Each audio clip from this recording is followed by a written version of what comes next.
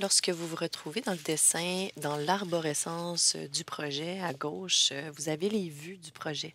Dans les vues, vous avez les plans de structure et vous avez les niveaux qui sont identifiés.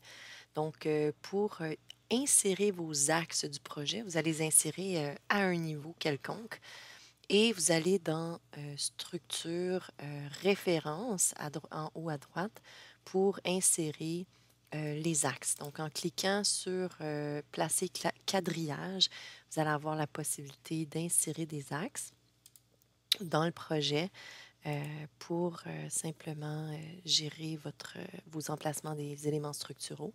Vous pouvez ensuite en mettre plusieurs ou vous pouvez simplement faire celle-là, sortir de la commande et ensuite modifier celui-là pour ensuite le copier. Alors, en cochant la petite boîte, je vais me permettre de voir le numéro de mon axe et vous allez pouvoir ensuite cliquer sur copier pour espacer cet axe-là au nombre de mètres qui vous convient. Alors, en faisant ça, vous êtes en mesure de bien, de bien disposer vos axes pour dessiner votre projet. Vous pouvez avoir des axes en angle aussi ou simplement des axes droits. En ayant aussi à renommer vos bulles, vous pouvez mettre les lettres en haut, les chiffres en bas. Et de cette façon-là, vous avez la possibilité de faire ça. Vous pouvez aussi modifier les distances entre vos axes en les sélectionnant comme je viens de faire, en utilisant le rectangle qui sélectionne tout, ce qui touche, et en faisant activer les cotes.